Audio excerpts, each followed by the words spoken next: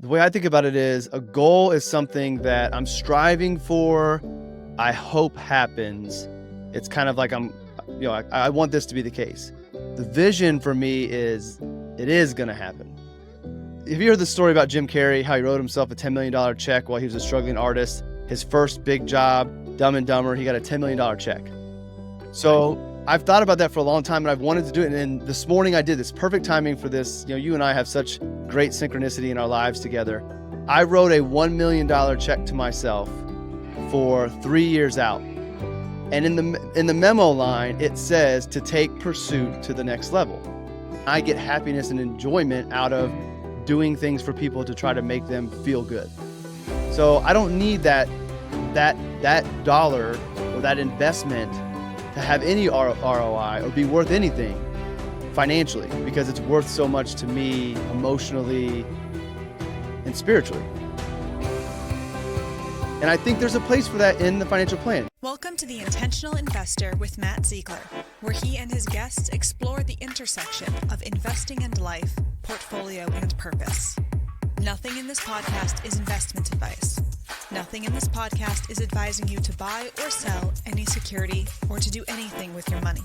Seriously, you should only act on investment advice from someone you know and who knows your unique situation. We are not that person. Matt Zeigler is a managing director at Sunpoint Investments, and the opinions expressed on this show do not necessarily reflect the opinions of Sunpoint Investments or of Second Foundation Partners. Securities discussed in the podcast may be holdings of Sunpoint Investments. I'm really, really excited to have my friend Justin Castelli here today for this. Justin, say hello. Matt, thanks for letting me come join you, man. Our last episode on my podcast was a lot of fun, so I'm looking forward to part 2 of what will be infinite episodes we do over our careers. We're just going to be like those artists who trade mixtapes back and forth forever, right? This is how this is going to go. Yeah, it could be. I'm open to it. So we're calling this new segment, or this new show really inside the channel here, The Intentional Investor, where purpose meets portfolio. And what's really important and interesting about this is Jack and Justin have been doing the Show Us Your Portfolio episodes, which are really cool ways to see how professional investors, allocators are doing stuff for themselves, not just for their clients. And that's fascinating. But as a planner, you and I both, there's so much life that makes up a life's portfolio, a life's work that we deal with helping clients align for every single day. And I kept saying to Jack and Justin, I'd watch these episodes and go, guys, this is amazing how they're doing this for themselves. But I want to ask them all these other questions about how they put their business together and think about how this works with their family. And I think nobody else better to kick this off with than having this conversation with you. I'm humbled, man. Seriously, to be the first one to come on and for you to think of me in that guard, I think that's awesome. All right. So for people who don't know, my guest here, Justin Castelli, is joining me. Founder RLS Wealth, founder the AGC, that's the Advisor Growth Community. Professional advisors, if you don't know that, if you're a solo RIA or something, check them out. I mean, they wrote a book together. That's all you need to know. It's on that shelf back there. It's outstanding. He's got his creative collective, Pursuit, PRST. I have this wonderful swag on today, straight from the factory. Your wife, Angie's got a store. What's it called? Is it called Silas? Did I get the name right? It could be. No, it's Roman and Leo. There's no Silas in it. And I know that you did that as a joke. Yeah. So my firm was RL Wealth Management when I first launched it. I rebranded when Silas was born. Ange did not, because her store had a much bigger footprint when it came to social media and things of that sort. So she decided she was not going to rebrand the store. It would be too hard. But what she did do is create a line for Silas. So she learned how to manufacture her own t-shirts because she's very particular about the fit that she likes for little boys.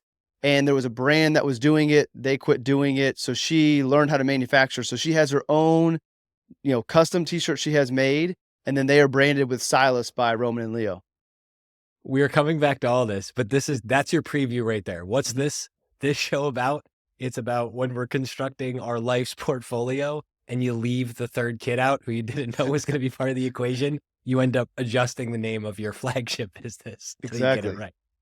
You've also got Life Design Plus, this whole new endeavor You've got the daily notes, which you can sign up and read, justincastelli.io. You can sign up, get them on a mailing list, get them in your inbox, do what I do, read, and then send Justin little love notes every single morning. You've got all the Live Your Authentic Life stuff. You know that I love that. Rick Rubin, we can go on for days. And you are a financial advisor, but you're not just a financial advisor. You're not just an investor. You're so much more. So welcome to the show. Let's start here. Financial advice, we talk about goals and your portfolio, and we put big old air quotes around all this stuff. You personally, just you, but in context of your family, how do you think about goals? Does that word even mean anything to you anymore? I think more about goals for the boys as more than I do for myself. I mean, I guess I do have goals, but I think of it more as my goals are more visions. And I don't think of them as goals as I want to achieve these things. For me, it's I'm going to achieve these things. So I don't look at it from the lens of a goal, but I want the boys to set goals and work towards it. But I hope that I can help them through, all of the content they hear me creating and talking about at home. I hope that I can transition them more to a vision rather than a goal sooner in life than I realized it. Is the goal just because you can see the finish line, you can see the goal line, and the vision is like that much more than just this one finite task? The way I think about it is a goal is something that I'm striving for. I hope happens. It's kind of like I want this to be the case. The vision for me is it is going to happen. And I have kind of gotten to the point where, not out of arrogance, but the things I would have in the past called a goal, I don't choose that unless it's something I know that I'm going to be going towards, and then it's going to happen. And I don't know if that really makes sense. In my mind, it makes sense. But it's just a shift in kind of perspective as to me, the vision is I know this is going to happen. Now, it might manifest in a slightly different way. We talk about, you mentioned Pursuit the Collective. Like that started out as one thing, it's evolved. That will be a thing in the future. The funny thing is I did this today. Have you heard the story about Jim Carrey, how he wrote himself a $10 million check while he was a struggling artist? His first big job, Dumb and Dumber, he got a $10 million check. So I've thought about that for a long time and I've wanted to do it. And this morning I did this. Perfect timing for this. You and I have such great synchronicity in our lives together. I wrote a $1 million check to myself for 3 years out. And in the memo line, it says to take Pursuit to the next level. So Pursuit, the creative collective today, really is just, I produce my podcast, I produce my videos. So I'm calling them Pursuit Podcast, Pursuit Productions. Eventually, I'll bring back the hoodies and the hats. There'll be a lifestyle brand with it. But I don't know exactly how that's going to manifest out, but Pursuit will be a brand that people will know. It will have meaning. It will tie to this concept of authentic life. But in my mind, the vision today has a record label with it, a production company. Think along the lines of PG Lang and what Kendrick's doing. This would be my version of that. There's no doubt that Pursuit is going to be something bigger. I have a vision for it. It's not a goal because it's not something I want to happen. It's going to, but I don't know exactly what it will be in 3 years and then beyond that. But yeah, so that's kind of how I think about the vision. We have to clarify this point. This is the problem with you and me having a conversation in public. So wait, Jim Carrey, I forgot about this story. He writes himself the $10 million check, right? Yeah. And so in the memo line, it says for services rendered acting. Oh, fantastic. And his first major check was $10 million. And you can go check it. Like I first read about it in, I think Quantum Warrior is the name of the book. I forget the guy's name, but This guy knows Jim Carrey and that story, and it's floated around. And I heard somebody misquote it lately and said it was 20 million, but everything I found said 10 million. But yeah, so the point of that story and in that book is, manifestation and what you put out there can happen. But nonetheless, so I'm carrying around now in my wallet. It's dated for the future, so you can't cash it today if you jump me. A $1 million check to myself to take the Pursuit brand to the next level in 3 years. I never thought I would tell anybody that. Well, here it's only on YouTube. I mean, let's be honest. I'm not in this orange sweatshirt because, before this I jumped Justin. I have to contrast this. Do you know the Ricky Henderson $1 million check story from when he played for the Oakland A's? No. I can't believe I've never thought of these two stories next to each other. I'm so excited for this right now. So Ricky Henderson gets I think it's a signing bonus for the Oakland A's of $1 million. And it's his first big payout because it's, geez, I don't know, must have been like, I don't know, 80s, maybe early 90s, whenever. So he gets this $1 million check. What do you think he does with this check? Because he's so excited, he can't believe he has a check with, all those commas. What do you think he does with it? I don't know. I wouldn't say he spends it, but what's he do? Yeah, that's what you would think, right? No, Ricky Henderson literally frames the check and puts it on his wall. Before cashing it, right? He didn't wait to get the check back. Exactly. So like a month or two goes by, maybe not that long, but like enough time goes by that the A's finance department is like, the books don't balance what's going on. And they slowly figure out that they wrote this check to Ricky Henderson for $1 million and he hasn't cashed it yet. And they actually have to go to him and be like, you can photocopy it, but please cash the check. That's We awesome. have to run our business. That's awesome. I did something similar with the first paid speaking gig, but now, fast forward to 2023, I did a mobile check deposit. So I have the actual check. It's already been deposited and I have it to be framed as my first paid speaking check. That's amazing too. But Ricky's story is a lot funnier.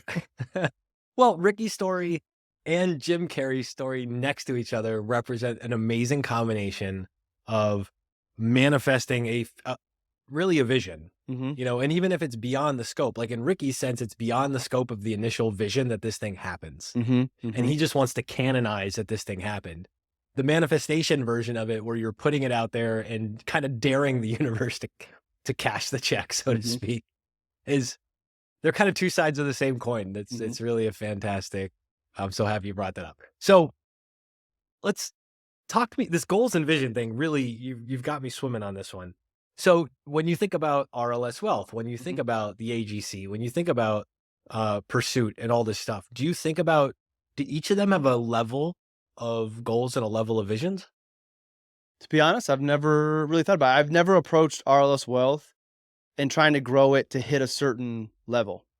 Whether that be number of clients, revenue, assets under management, I've just always set out that I want to take care of the people I'm working with. I want to find more people that I enjoy working with, and everything will take care of itself. So for being a numbers guy, when it comes to like growth goals and those things, I don't pay any attention to it. And that's been my whole way through my whole career. At other stops along the way, I was at a 403B company and we had goals. I never paid attention to the goals. I always exceeded them, but I just said, I want to do what's right for my clients and everything will take care of itself. So, I think there are goals for RLS Wealth and for the AGC, but they are more qualitative than they are quantitative. So like I have a goal that RLS Wealth, never loses a client because they're unhappy. I hope that I have a goal that my clients continue to embrace my evolution as a person, as an advisor, and don't leave me because what I'm wanting to do going forward is not what we started out doing together. And the way I make sure that doesn't happen is I keep working with them the way we always have. So I do think there are goals from that standpoint that when you initially asked it, I thought of a goal of I want to make a certain amount of money or I want to have a certain number of clients. Like that would be a goal in the past I would have had. I think my goals now are more qualitative things. And I think part of that is I believe things will grow to where they're supposed to be. So to have a goal for the AGC to have a certain number of advisors in the community, I don't want a certain number of advisors. I want the right number of advisors who care about each other and make the community great. Because I could have a goal of double the numbers we have today and maybe the community suffers, but I met my goal of numbers. I'd rather have it be the right number of advisors that make the community such a special place that it's always been. And if that's more, great. If it's not, fine. But the goal is I want the community to be tight and be meaningful and help people and then help the profession. So a goal or a vision can be either qualitative or quantitative. I'm going to say that first. Is that a fair thing to say? Yeah. And you've got me swimming now. Like I don't think I'm doing a good job. I internally know the difference. I just think that for me, vision is convicted and it's going to happen. So therefore it's not a goal. For me, a goal is something I would like to have happen, but if it doesn't, and maybe I'm approaching it a little bit differently. So they're very, very close. I guess I don't think I'm doing a good job finding the right words to explain the difference. I think you've done a very adequate job of explaining the difference, to be very fair and diplomatic about this, for being put on the spot with this type of stuff. This is fascinating to me, and I think this is really interesting of mid-journey entrepreneurs, creators, people who have started something, experienced some success, but aren't yet at the end of the thing where they're ready to convert it into something else, whether that's a sale, a succession plan, whatever else. And I'm going to tie all this together in a second with it, but this like mid-journey experience of seeing this evolve. And I think what's really cool about this is you actually decided to reject a bunch of stuff that pulls forward like the end. I'm using the word goal, but like the end goal in the sense of I'm trying to hit this revenue metric for RLS Wealth, or I'm trying to meet this member number target so that I can, sell more memberships or something like that for the AGC. You've actually said the thing that matters for a service community is the community. That's a mid-journey realization. You probably did it feel like this coming into it? And did you expect to be in this place where it was all about service? When did that happen? I think I've always had a servant's like mind and heart, but I don't think I ever really thought about it. That's one of the things, like, that's why I joked in our podcast how like being around someone like yourself who's well-researched, well-read, makes me a little nervous and uncomfortable because Easily distractible. I'm such an emotional, I'm led by emotions. So I don't need a lot of evidence to make me believe something that I feel. And the reason I say that is I just have always gone the direction that felt right. And it's always been serving other people, putting other people first. And I think I've observed that from like my parents. My dad is really selfless to a fault. And I've talked about it before on other podcasts and things, but like I remember the car and everything. I don't have like a really great memory of growing up, but I remember this in this episode. We were going to get a new car, a Honda Accord. Forget what year it was, but I remember the color. It was like this greenish teal that was really popular in that year. So we're at the car dealership. We're doing all the paperwork to get it. And the salesman comes back, and this wasn't a tactic because we already said we were going to buy it, and said that there was somebody else who wanted to buy the same car. And my dad looks across the showroom floor and recognizes the guy. And it's a guy that worked at his employer, and he had just gotten back from being deployed. So my dad said he can have the car. We wanted it. We were excited for it. But because of what that guy sacrificed, my dad just walked. And, cars aren't important, but just the fact that we were that close to buying the car that we wanted. And because my dad saw this other gentleman and knew what he had just come back from, he was like, nope, let's let them have it. So I just remember examples like that have led me that way. I remember reading The Go-Giver a long time ago. And as I read that book, I was just like, well, yeah, this is obvious stuff. Like people need to read this to learn this. Like this just makes total sense. So I think serving's always been in me. I think that if I look at how I approach my career and getting to where I'm at, because I was never numbers focused and income focused and really goal focused, more about taking care of people and let the chips fall where they may, that spoke to it. Now, that all being said, I may have stunted my growth. I could be in a different situation had I focused on the numbers. Because in some belief systems, the more concrete and exact you are with what you want, dates, numbers, times, helps you get there. So, I don't know what I'm holding myself back from. Maybe, think about my podcast. Maybe I give a bigger audience if I would have set a goal to have 1 million downloads on my podcast in a year. But that just doesn't feel authentic to me. So I don't do those numbers. I just want to do what I think is right and put it out there and then let it fall where it's supposed to fall. I'm going to ask you about client work in a second and how this flows through. But I'm fascinated by this idea when we put on our financial planner hats, it all comes down to consumption or gifts. So any asset that you build, you look at that calendar, you look at the cash flows. Oh, I have a surplus. I'm going to save an asset somewhere. Extra cash flow becomes something, goes in the 401k, goes in the savings account, goes into the family business. But the idea is at some point, if nothing else, because we die, because we expire as humans, that's either going to be consumed, converted back into some cash flow, or it's going to be gifted to some next generation. And it's really interesting to talk about a version of, I know you love the expression, the messy middle, but there's this version of it where you don't know. If I ask you right now, you don't know if this is supposed to be consumed or gifted or just part of the water in which you wade into life with. Like that's what these things feel like right now. They're providing meaning to your life. Yeah. How do you help clients think about, like, you're advising other people? If Justin Castelli, the advisor, was advising Justin Castelli, the business owner here, would that advice change at all? To myself, I don't think it would, because my approach would be really getting to the person's why. So, going back to goals, like what are your goals? And are those visions, are those goals? But to clients, and I think I view them differently than most people. So getting to what their goals are, understanding the why, and then I want to start challenging people more to figure out, well, are those really your goals? And if not, then whose are they, and do you want them and not? And I think that through that process of questioning the status quo and belief systems, that may help us determine better if it should be consumed or saved or whatever it might be. I have a feeling a lot of people have gone through life, I won't say autopilot and without purpose, but I think they've gone through life without questioning a lot.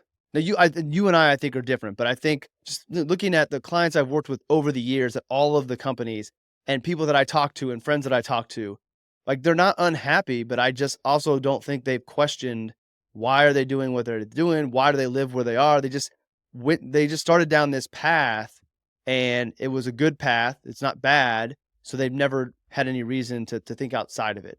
And obviously there's people who are going down a path that they absolutely hate, and they should be questioning it. But the people who are comfortable, my dad and I had a talk about this on a podcast episode yesterday about being comfortable. Comfortable is not a bad thing, but I don't ever want to get comfortable, because then I think I stop growing, and I want to continue to grow, not grow for growth's sake, but just grow to keep on experiencing new things and learning and seeing what comes next. It's really interesting. And I think this is a really, really important message from this conversation. Some of the stuff I really hope keeps coming out of these. The why can be beyond consumption or a gift. That's the very traditional financial planning why. Are you going to spend it? Did you put the 401k money in there because you're going to spend it when you retire? Or are you going to convert it to a Roth and gift it to your kids tax-free? That's all fine. That's well and good. But you're saying that the why can be beyond consumption or gift. You're actually saying the why can be experiential. And even though that's not a great financial planning answer, that's a really good life answer. Which brings up, should the financial plan be a financial answer or a life answer? Like, what's the point of the financial plan? That's why I'm no longer, like, I don't view myself or call myself a financial advisor. I will always be one. But that's why I've moved to life planning. And like, I want to be a life planner / advisor, because I will give advice and money will come into it. But I don't think that the plan should be governed by spreadsheets or the CFP curriculum. I think those should be a part of the plan, but I think the directing force should be the life of the individual or the family. And then you bring the numbers in the spreadsheets to align with that. And obviously, there's situations where the life that the person wants, the numbers don't support it, and now you've got to kind of make some changes. But I think if you focus numbers first, then people go down that comfortable path, or the path that, society has told them they're supposed to go down, and they never get to really experience the life that they were meant to live. And I think we were all created to do certain things. If you can get somebody really to tap in, this is where a love of spirit, mind, and body come in. Tap into who they really are deep down at their core. Listen to their heart. Follow their passions. I think that starts to begin to reveal the life that they were created to live, and the one that's going to bring maximum happiness, and the things where everything just falls into place because they're aligned. If you can focus and find that, then I think you bring the numbers to it. And I'll talk out of both sides of my mouth. Before you do all that, I think it's important to do a basic plan and make sure all of the fundamental things are covered. I don't want to go dive into a deep life plan and create this great life knowing my clients don't have the right insurance coverages. They need disability insurance. They don't have an emergency fund. Like, making sure those foundations are there, and maybe even so far as going to say, let's make sure that you are on a good trajectory for society's life plan, retire at 65, all those things, or maybe there's some goals.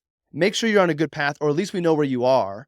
So we know that you're heading the right direction. You're doing all of the right things according to curriculum and spreadsheets, so that if we get this life plan semi wrong, you're still on a good path. And then once we know you have the foundations in, you're able to manage your money properly, and you have a good long-term plan in place, let's go dive into the life that you really want. And we've had this conversation in my life planning. I'm in the mentorship program right now of Kinder's RLP designation. And we've had this multiple times talking about, well, I'm not quite sure that everybody is ready for this. And Louis, shout out to Louis, our main instructor, he said everybody would be open to it. You don't have to tell them that. You just have to ask the right questions and be empathetic and give them space to kind of work through things. And I always thought that, I have to make sure everybody really wants to go down this path. They're ready to get personal and emotional, but maybe with the right prompts, people will just naturally go there. And I think there will always be some people that they don't want to get emotional with their financial advisor, and that's perfectly fine. There will be plenty of advisors out there that'll crunch numbers, tell you what you need to do. But that's not who I want to be. And I take pride, and maybe this comes back to bite me in the future, but I take pride in being willing to construct a plan that is the life plan for you, Matt, that brings you all of the things you want to do, live a great life, that may not be the most tax efficient, that may not have your 401k maxed out every year because that's what we're supposed to do. But we've constructed the allocations to allow you to take the path that you want. So, don't take this at work that Matt doesn't want to work till a long time, but maybe you want to, leave in 5 years and go back to music. Well, your plan to be able to do that is going to look much different than if you want to stay there for another 30 years. Asset location, all those types of things, how much you're saving in cash, those things all change based off of what you want. And I am not afraid to go against what is conventional to make sure that the plan is right for the individual. So even if it's violating, so I really think this is important how you said this. Mhm. Get the foundational stuff done, understand how to cover the bait, feed yourself, shelter your family, all that stuff. Mhm. That's important. Mhm. But then from there, beyond that level of, so it's kind of like you have to define the enough that satisfies Mhm. this first core piece, Mhm. and then the why that actually satisfies what's beyond that. Mhm. Kind of like goals and visions, it's starting to feel like. Yeah. I did not intentional on that. Yeah.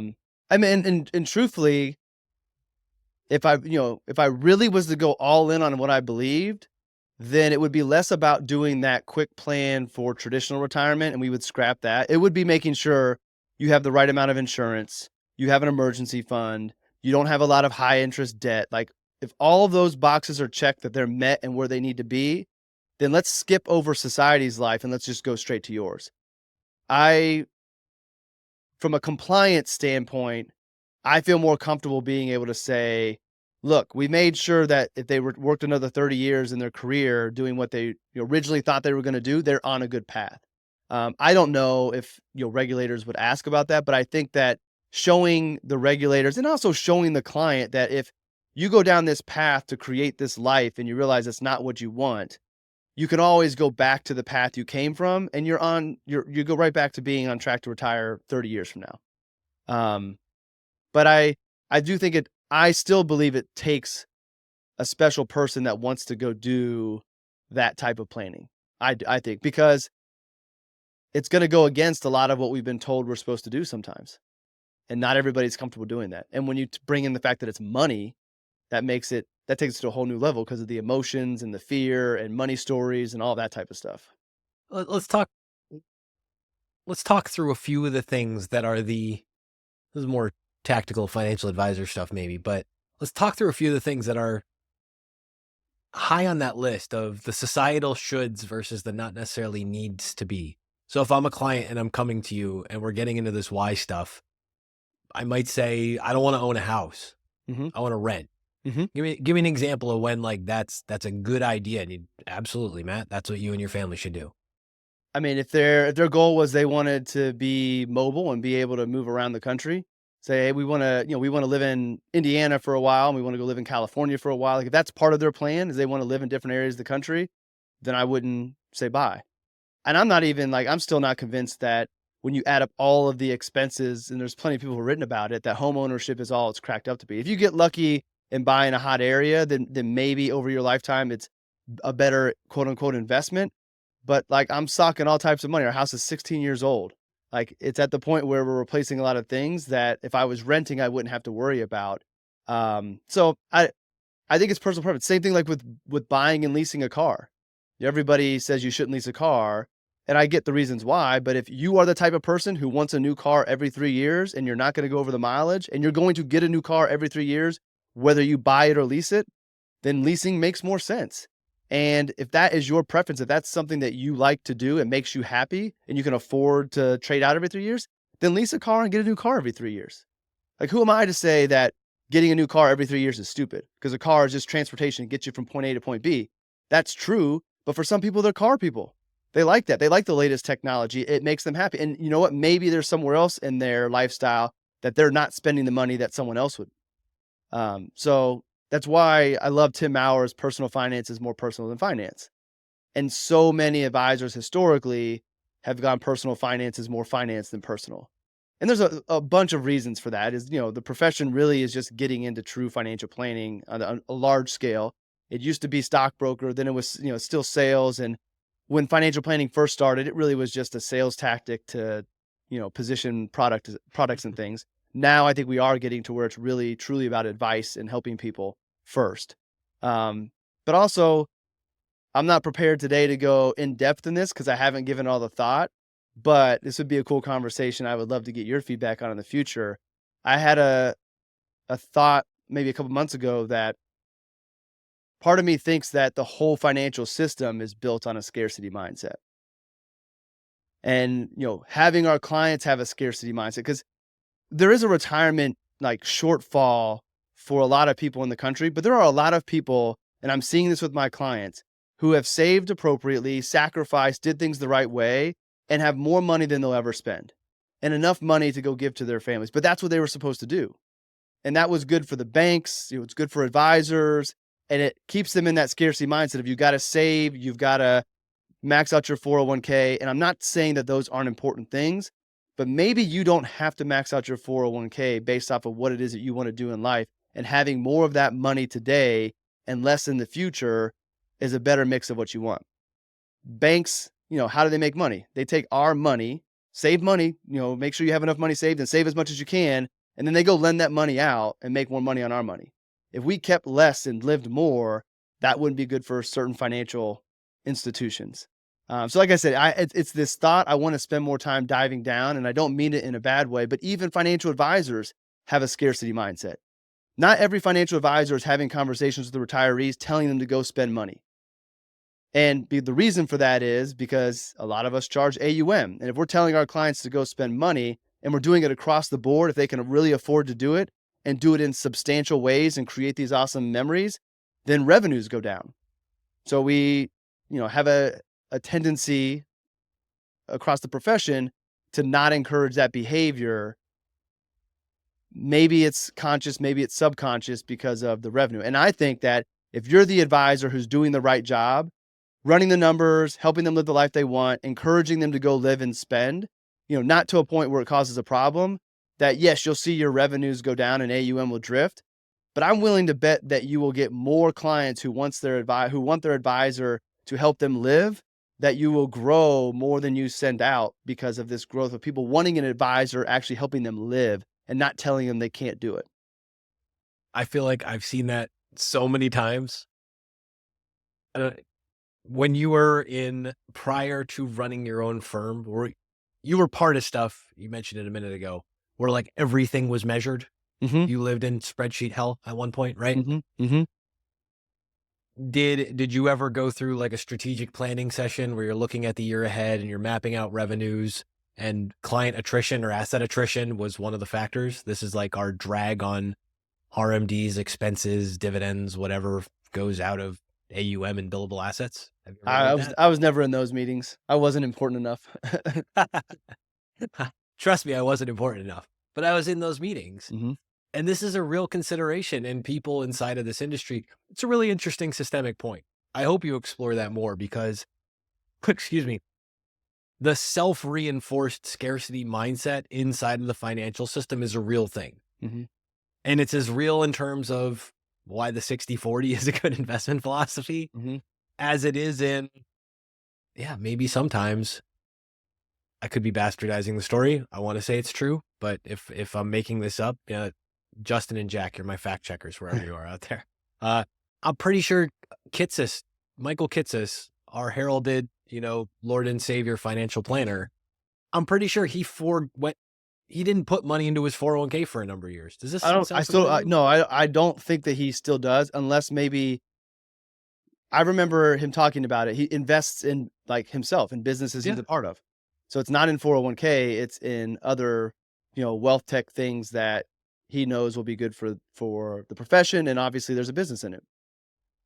I I know I read or saw either him say that, you did too, so we're getting Mhm. closer to half of a fact check here at least. But that's one of those things that I remember seeing the math about clients taking money to spending it and going, that's not bad.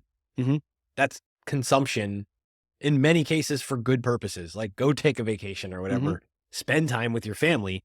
We should be encouraging more of that, even if it's at the detriment of our business, because I feel like if people are happier, if we're putting more joy back in the world by giving permission to do these things, Mhm. especially when we've run the models. Mhm. And you and I are not working with clients typically who the model is like, oh yeah, you're broke in 5 years. Yep.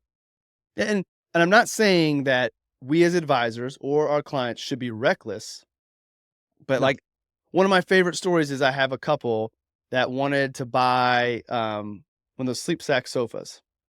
They were going to buy a new sofa, and let's just say they were going to spend like 4 grand on a new sofa, and the sleep sack was like 7. And I was like, you have more money than you're ever going to spend. Go buy the sleep sack. Yes, it's $3,000 more, but you're already spending 4. So why not spend a little bit more for the thing that you actually want?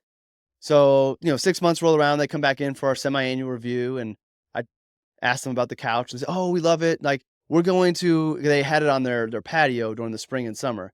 We're gonna bring that into the living room in the winter, so we have it all year round, and then we're gonna buy another one for the patio." And it seems silly, like, does a couch really make that much difference in someone's life? They said they enjoyed their patio even more than they had before because they had this nice, comfortable couch.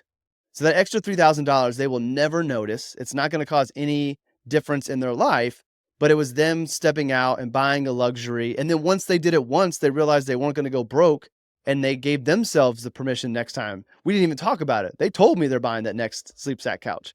It wasn't like we had to talk about it. So, and I always tell people when I start having these conversations with them, I say, "Look, the reason you're in this position is because you live below your means, you saved, invested, did all the right things for 30 years. To ask you to change that behavior overnight is not realistic.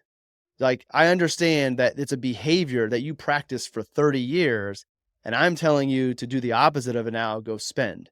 And then so it's just little things like that to give people the ability to see that, okay, I can take from my portfolio and it's going to go down, but in a couple years, it's replenished itself, if not sooner. And that's why you Especially, do reviews. That's why you don't just meet once a year and like never look at things. You continue to watch the numbers. You continue to look at Monte Carlo. That's the best we can do is forecasting what might happen just to give us some direction. And if everything continues to look strong, then there's no reason to make any changes. And I tell them like, hey, maybe one year we won't be able to do this because something changes and we see something we never have seen. We just have to be able to pull back if we need to. But for now, everything we know as of today, go ahead and do it. really big question. I know a bunch of people are wanting me to ask somewhere, yelling at their phones and computer screens. Does your family think you're crazy for looking at all these things and investing into experiential or personal values with all this stuff? They haven't told me. I think my wife sometimes thinks I'm crazy as I come up with ideas. Like, I have business ideas all the time that now, like, I just joke about. In the past, I would, like, seriously think about it. But as far as, like, the experience in those things, no, because they get like, the experiences I want are with them. So they are a, beneficiary of this thought process. They also know that, I've run our financial plan. I know that where we are and with what we have saved and what we keep on saving, that we're in good shape to be able to shift more towards, having these experiences or putting money in places that, maybe there's not any return on investment. Like I don't have a goal of making a certain number of dollars in a year, but I do have a goal. This is probably more goal than it is vision, which is shameful. It should be vision, but there's still like money stories that Mhm. I want to make enough money to where I can just, give frivolously, whether that is helping somebody out in need or investing in a friend's business, or let's say you come out with a merch line, I'm buying hoodies and not even think twice about it. Yeah. Like that's part of my long-term plan is to get to a situation where I can spend money with no expectation of any return on investment just because I want to support people because I know what it's like to start things in the past and have people support or have people not support. And I want to be able to be other people's biggest cheerleaders, support them financially, support them vocally, and do what I can to help them stay in the game with whatever they're doing. So that I mean, but I've shared that with my family. That's one of my goals. I want to, there's one thing I regret not doing, and I think we could have swung it. But a few years ago, there was a kid that was in the soccer program that Leo's in, and it wasn't on the team. I have no idea who it was, but the mom lived further away, and she has 5 kids, and like their van broke down. So she asked for help getting the kids to soccer practice. And I had the conversation with Ange. What if we just bought her a used car? Bought a car, hand her the keys, and give her some reliable transportation.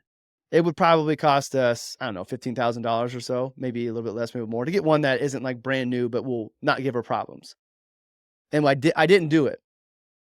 Looking back, I think financially we could have swung it, but I want to be in a position where I don't think twice. Yeah. Like to me, and I also want to do it on the down low. Like I think there's times to virtue signal and put it out there to inspire people, but to do things like that, I would love to do that. And she knows and no one else knows. You've done small versions of this. Yeah. You're the guy who buys the cup of coffee for the person after you or something. Yep. I know you are, correct? Yeah. And I also know you're the guy who, sends me this sweatshirt because, we did something together and whatever else. And it's your awareness. I guess I want to tie this back to having that vision that's bigger than the goal for the community of people you're keeping around you. Mm-hmm.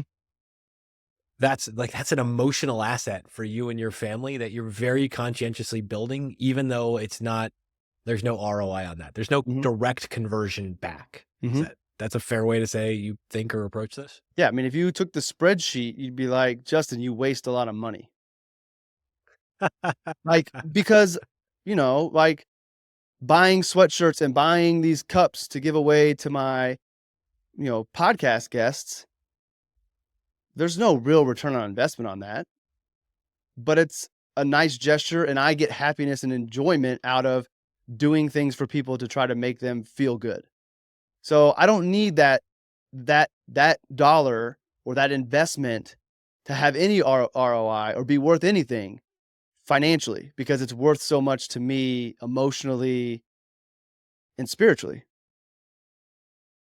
And I think there's a place for that in the financial plan. Now, again, going back to the basics, you got to make sure the basics are there. Don't be like, I would not be doing those types of things if we were living paycheck to paycheck or just enough to get by.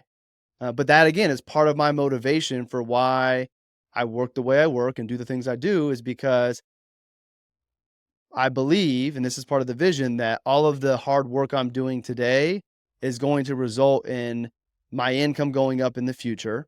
So I can do more and more of these cool things and do them in a bigger way and, selfishly be able to take cooler trips and things like that. But, a lot of my motivation from this point going forward, which is a part of my plan, is to impact other people. Again, depending on your beliefs, that may be a stupid use of dollars. Why would you work hard to make more money to not benefit from it for yourself financially? I'm not motivated by money that way. And that shows up in my plan. And I know that about myself. So that goes back to like the life design and life planning is I want to help people figure those things out for themselves. You don't have to match me. You probably shouldn't, because that may not be you. But whatever it is that makes you happy and aligns with who you are and what you want to accomplish and what you want to leave behind in the world, that stuff needs to show up in your plan, and we need to plan for it. So, if I were my financial advisor and I shared these goals with myself, I would say, hey, like, that's an awesome goal. You need to go make more money to make that happen. Otherwise, you may have to sacrifice other areas to be able to do more of this charitable work. Don't know where it is. This is for you to take outside of this conversation. But that whole scarcity mindset, I think you're on the edge of explaining why you can build an ecosystem of an abundance mindset inside of this stuff. Mm-hmm. And this is the ultimate like unbanking of this idea. And I want to be Mhm. away from emotional debts or all those things in this analogy. So maybe drop banks altogether. But that abundance comes from communities. Abundance comes from network effects. Mm-hmm. It doesn't come from overdraft fees and loans or, getting stressed out over this stuff. Mm-hmm. And you could do that once you have the basics covered. Right. And I hope that could be motivation for people to go get the basics like taken care of quickly. Right. Like, okay, if you want the freedom to build your plan the way you want it to be, then you got to get these basics done. You got to get the foundation in so that if there is any pivots or change or life throws a curveball at you, you're not in a bad shape. You're not in bad shape because we skipped over the important things. Like I have this Carl Richards NFT. You can't see it. I'm not gonna move my camera because it messed things up, but it's the interlocking circles he's done. And on one side it says people you love. On the other one it says experiences. And the overlap is spend the money. And I like to say that I am the first person to buy a Carl Richards NFT. I don't think anybody bought any of his NFTs before that, and I have the first of 9. But I intentionally have it on the wall behind where I sit with my clients. And my clients see it and they commented on it. But I want my retirees to see that and have the confidence to spend the money on the things for the people they love. But I want my younger clients who may not be that in that point of being able to do that quite yet to be motivated by that picture to say, I want to be able to do that. I want to be able to spend whatever I want to spend on the people that I love with, doing whatever I want to do and not have to think twice about it. So I love having it right there as just a reminder for people and just subliminally getting them thinking about it. I want to go through a couple of categories of these things with you and just sort of reorganize some of these thoughts around this because I'm so interested in the way you're structuring all this for yourself and your family and for clients. So just looking at your life's portfolio, the way your life design plussing this thing, you and your wife both have your human capital, the work that you do. So you do something, it's exchange for money coming in, and you've both kind of conscientiously settled into paths that produce what you need them to produce for income to support the lifestyle. But it sounds like both of you were probably really conscientious of this is how much we need to do this. And you're setting a really good boundary on not trying to go way too far with either of that. Neither of you are trying to be the Amazon of either of your things, right? Not at this moment, no. And how do you think of, or would you explain that boundary? Just because you have the planner hat and you can say, this is enough for this, so it's okay to draw a boundary here? I think the beginning of the boundary starts with my time. Time for my family, time for me to do the things that I want to do. Because there was once a period in my career where I was doing way too much and I didn't have time for me. And the time I had for my family, I lied to myself and was pretending to be present when I really wasn't. So for me, it starts with, does this lifestyle, does this work balance allow me the time that I want to never miss the boys' games, to have the time to create and do the writing and the podcasting and the things that I love so much? And if that allows me to do that, then I don't need to grow. But if there is anything that ever changes, the desire to make more money, to give more money away. Okay, how much more do I need to work to be able to get to that next level? And what does that do with my time? And then I have to have a conversation with myself first and then with the family. If it was a big change in, work, if I had to work a lot more to make this happen, I have to be okay with that first. And then I have to run that by my family to make sure they're on board with it. But my big gauge is, am I able to do what I want when I want to do within reason and us still maintain our lifestyle? And if so, then that's fine. Because truthfully, what I think will happen is I'll be more motivated to run it up in the future when the boys are older. Mm. When you don't have to be at Right. soccer practice or Yeah. I basketball mean, camp or whatever thing. yeah.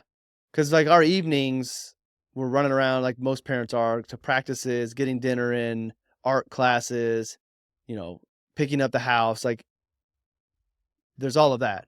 And even just like the mental time that I dedicate to the family, thinking about the boys and what we need to do and how can I help them. Like when all of that is not as much as it is today and I have more time, then I can run it up and make a lot more money if I want to, or whatever it might be. Whatever it might be. So right now, and you don't have to give me exact details on this, I'm just curious, but Mhm. the excesses in finance are basically probably saving for retirement, saving for kids' education, making sure the emergency fund is full, and then the rest of it's just going to other endeavors. Yeah, what I'm trying to reinvest a lot right now is in like my rebrand, if you will, and Life Design Plus and pouring into that. Because I've done content for a period of time and put no money into it and had success. Like RLS Wealth grew because of my content creation. But to get and have the impact that I want to have around Life Design Plus and the authentic life, I know I need to invest. So I have a company that I'm working with to help with brand building strategy. Like I never had strategy before. So having a strategy. I have a videographer that comes in once a month and we shoot videos, and I'm having editors edit my podcast more and create shorts. So I'm like really investing more in that right now. And even have scaled back some of the retirement savings, if I'm being honest and transparent. I'm not saving none, but I'm not saving as much as I once was, because of where we're at. Ange and I were very fortunate. We both did really well out of college. We caught a good bull market. Like we invested well. So I'm at a point now, and this is what I talk to younger people about is, because of our behaviors, younger ages, we put ourselves in a position that middle of life, we could scale back savings, we could scale back earnings and do more of what it is we want to do at this phase of life. And I'm so glad because it allows me to do these things with the boys. So we have a good nest egg saved. I can do the rule of 72 and, run my financial planning software and see that we're in good shape. Yeah, it'd be cool to have a lot more, but I don't want to do that. I'd rather do the things I'm doing now. And truthfully, I would rather invest more in my future as this life planner and content creator and financial advisor than put more money into my 401k because I don't need to, at this point. Now, markets do something crazy, then maybe I have to go back to putting more into it. But as long as market averages do what they do, then I have the ability to invest in me, which is really cool because now I'm doing a lot of cool things that I've never done before. And I'm already seeing the benefits of that work. I think it's interesting that this point of the trade-off of labor is really this trade-off of time. The excess in the financial capital that generates for you right now is a lot of it's going into intellectual property and building out these things that, like you just said, in RLS Wealth, the generation of the content actually translated to growth in that business. And this is where thinking outside the box, I think, can be beneficial. Like, so foregoing maxing out my 401k and investing more in my intellectual property and my brand and the podcast, like the vision says that is going to pay off more than the stock market could return in a period of time when things, go the direction that I believe they're going to go. But I have a real life example of that is when I launched RLS Wealth, I took a $10,000 principal distribution from my Roth IRA to get started. And what that $10,000 investment has turned into from a standpoint of, the income that I earn, the value of my business, which I'll never sell my business. I would much rather dissolve my business and walk away. So this goes back to the dollar thing. I would not want to sell my business for a multiple. There's something about putting a value on the relationships that I've built over the last 15 years that makes my skin crawl. So I would love to be in a position that my succession plan would be that I retire and I find an advisor or advisors that I can introduce my clients to and receive nothing for it and say, hey, I'm at a stage where I am going on to the next phase of my life. I've thought long and hard about this. This is the advisor I would encourage you to continue working with. I have no skin in the game, and be in a position that I'm financially where I don't need to sell my business. And I know that sounds crazy, and maybe things will change as I get older. Um, but that's part of my plan, is to be in a position to where I can pass my clients off financial transaction free, because I don't need it. And that would allow me to sleep well at night. Now I have thought of a scenario where part of the succession plan is I stay on for like 18 months and I get paid a salary. So I am compensated somewhat for the book of business, but it's actually I'm there working still. So I'm a W-2 employee or 1099 employee of that other firm to make the transition smooth. And then after that period of time, I walk away and get nothing more. That to me is a situation I would love to be in the future, because then I could feel like I'm truly putting the client way ahead of myself. And let's be honest, socially, in that the social capital required to do that means the belief in you from the clients, Mm-hmm. the belief in you for whoever is stepping into this business. And if it's 18 months or not 18 years, but you know what I mean? Yeah. I've worked with some people who have said things like, I'll be around for 18 months, then have still been around in 18 Yep. months. I know this story. The clients have to believe it. The person taking over has to believe it. Your family has to believe it. Mm-hmm. It goes back to that time boundary. Mm-hmm. If you don't invest in the relationships, you never get to that point, which Mhm. makes so much of the time investment in all these people, that can never be part of the vision unless you're investing in that today. Do you see it that way as well? Yeah. And I know that was a tangent, but going back to kind of like the It's all non-traditional, connected. This the is very non-traditional connected. planning Yeah. is that I think that at this point, and what I need for my personal long-term plan, investing in myself and my intellectual property and what it is that I'm building, will be a good investment financially long-term. Whether that is I do build something that could be sold in the future, or the income derived from the non-advisor stuff that I'll do in the future, is what it needs to be for me to live a good life in the future. So, and the thing is, I everything I'm investing in, I love, which I think is a good recipe as well. That's not a bad recipe. Hmm. Last capital oriented question. Your kids, Mhm. you've got a special relationship with your dad. Your dad, I'm really hoping, is going to leave a comment below this video somewhere on YouTube. He will. He will. I hope. My heart is already banking on it. So not to put undue pressure on him, but I love your dad's comments on YouTube. They're one of my favorite parts of YouTube in general. He passed generational wisdom to you and setting the example. That car example is that's going to be with me for a minute. The second crazy dad car story I've heard today. That's an offline conversation. You got some kids running around. What generational wisdom does this? You might be saying, hey, there's not a financial asset coming to you from dad's business, unless one of them decides they want to take it over. I mean, Silas is clearly going to come join me because, the family's practically abandoned him. All he got was a letter S. The other one's got their whole names. So I'm already poaching him. But what do you want them to know? Generational wisdom. What gets passed to them? How is this leading by example to them? The generational wisdom I want them to understand is it's the spirit, mind, body, and authentic life. Like, I want them to discover that before they turn 38, 39, which is when I figured it out. Yeah. And I wouldn't change anything about my path, because all of that led me. But if I would have loved to have figured it out sooner. So if I can plant those seeds and help them find their passions in life and have the confidence to follow them, whatever way that looks and whatever magnitude that is, to live a good life and do what they're meant to be doing, I think finances take care of themselves. I do want to leave them money.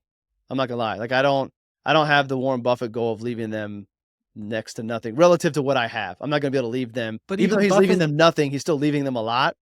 I don't want to leave them nothing. Like, I want to work hard and be able to give them enough money that they can go pursue what it is they want to in their 30s or 40s or whenever they figure it out, without worrying about finances.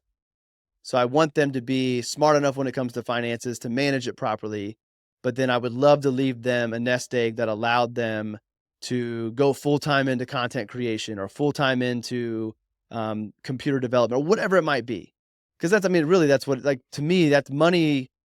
Money ends up being freedom. Like, it's a tool, but for me, money buys freedom. And I would be lying if I said that if I had enough money to where I could do my succession plan and do my 18 months and retire early to go create content full time and spread this word of the authentic life and spirit, mind, and body, I'd be lying if I wouldn't seriously think about it if I had the money. But I don't have it. So I'd keep on doing both because I love doing both. I want them to have the freedom to pursue the thing that they know they're supposed to do without worrying about money. Because I think that they may use some of that money to get going. And then once they find their groove, then I think your authentic life brings you all of the finances you need. It may not make you the richest person in the world, but it brings you what you need to live the life that you want comfortably. Kind of that $10,000 Roth distribution that you took. You self-funded yourself. What's the equivalent? Push that snowball at the top of the mountain so it can start rolling for them. Mm-hmm. I don't know what that number will be for them, but I do have a financial goal of leaving them some. You better hope they don't Monte Carlo it out to be $10 million and then you find out dad's got a $10 million check, or else your days are numbered. I want to try to summarize some of this stuff. You said so many things in this conversation, and you talk to me, you get notes. So this is the way this goes. At the beginning, and I hope that you write or think more about this in the future, because I think your way of explaining goals and visions is actually kind of a profound way to look at this thing. Mm-hmm. Because this idea of what can be qualitative and what can be quantitative and the layers inside of each is really powerful, because that sets up this idea of, I can write myself this $10 million check. I can't cash it today. Mm-hmm. I'm also not just canonizing it in the Ricky Henderson sense. I'm Jim carrying this check in my wallet. Mm-hmm. There's poetry for you right there. But that differentiator between, I've got my goals, here's the qualitative and the quantitative version of them. I've got my vision, here's the qualitative and the quantitative version of it. And that's like that first guiding principle. Once you get that early stage done, you can dive into all this other stuff you're doing, because you said it, the numbers in the spreadsheets have to align with why. Mm-hmm. It's so much further than the consume or gift thing that we're so in tune with in this business and what we're doing in the financial planning. The goal of getting your basics done, but the vision of getting your why done. You told us about the Kinder Registered Life Planner program. I'm ecstatic to learn more from you about that down the road. You talked about I made the note to myself, these societal values versus the personal values. You went through the list of the okay or not okay of, you want to own the house, you want to rent the house, you want to buy the car, you want to lease the car, you want to fund the 401k, you want to skip doing it. So many of those thoughts are tied to this system with a scarcity mindset in it. Mm-hmm. And this is an industry of financial advisors full of people not necessarily saying, go out and spend that money, reduce my compensation, go buy the couch. It's not going to break your budget. You have permission so that you can match up the goal of your lifestyle consumption against the vision of your lifestyle happiness. Mm-hmm. That's mic drop stuff right there from you. No return on investments. I think you could probably brand that, put it on a coffee mug or something. Yeah. I made a note to myself. Do you remember the Omi song, the cheerleader song from a few years ago? No. I think this is the opposite, not the opposite. This is like a tangent of angel investing, is cheerleader investing. Mm-hmm. And that was what I thought of when you're talking about wanting to buy the reliable used car, or just fund the thing that's the cheerleader moment for what somebody else is trying to get going. Mm-hmm. And that's not expecting any return. That's just, this makes my world a better place. Another example of that real quick, Please. and I think we've talked about it before. So the vision I have for Pursuit and like the record label, my vision for the record label, it'll be a hip hop record label, probably exclusively. But the goal is to find up and coming people that I identify that have talent. I think I have an eye for talent across different business lines and different things, and help them put out their first album. And while that first album is being, created, teach them the way to set up their own independent label. So Pursuit Records, you only get one album, and albums 2 through infinity are on your own independent record label that we have nothing to do with. So I don't want to create a record label to compete with, you know, Def Jam or whoever, whatever big record labels are out there. I want to create it because I love hip hop and I've never been able to experience it at that level. And that would be really, really cool. And I think I could help people. And I want to be in a position again where I don't need that record label to pay for my lifestyle. I want to help somebody who's talented who would not have the opportunity to go start their own record label and start their music career without somebody helping them. I want to be able to help put people on. So that's another, technically there'd be no ROI on that. Hopefully within all of that, there's enough to cover the expenses of the business. But then beyond that, it's about getting people in control of their destiny. I love that because inside of it, and I feel this is a conversation in my household a lot too. You give time into these situations. You say, I've got the financial capital to do this. I'm going to connect these through the capitals that you said too, because it's when you were talking about your human capital and you and your wife and your job and how you trade that for work, time as the boundary. Mm-hmm. Man, you do a whole episode or write a whole book or just spend all day, every day talking to clients about this and talking to your spouses about this and talking to yourself about it. Time as the boundary that says financial capital beyond this point of savings we need for our basic financial plan becomes time I can spend in other things, into for you, into the IP, into if you're going to do this record label project. The funny stuff is you could spend money putting it on this. You have one artist who's a hit and then turns around and says, Justin, I need my financial plan done. Right. And it's like, you can tip the scale on all these things by writing these lottery tickets where you're betting on people. And that ties into the social aspect. Like you explained beautifully with the succession plan for RLS Wealth, maybe someday, of the family part of it, the partnership part of it, the client part of it. It all requires a network to play out to give you the right value. And then that's the network that you surround your family with. That's the generational wisdom. You're going to kids, you got to go out and find your own group of people around you. But look at the way that I did this. Look at the way this provided for us. Here's your nudge to go find those people. You said something that made me think about something else of the generational education and kind of like legacy type stuff that for a long time I didn't appreciate, but I appreciate more so now, is I have been lucky to build a ridiculous network of people. And I know you have, because I ask you to tap it for me on regular basis. It is really, really cool. And I get a lot of satisfaction out of being able to introduce my boys to some of those people. So for example, one of the guys who's been on my podcast, Justin Ochoa, is a basketball trainer here in town. Trains guys who play overseas, trains some of the top WNBA players, and he's a friend of mine. And he trains Roman 2 days a week, nothing crazy, but it's cool that I have this relationship with Justin that I can bring to my boys. Or Tyrone Ross, who's an amazing human being that I can have my boys can talk to him and they can learn from him and his experiences. So I think that another really cool thing that we as parents have an opportunity to do is, yes, there's the financial things we can pass on and there's the lessons we can pass on.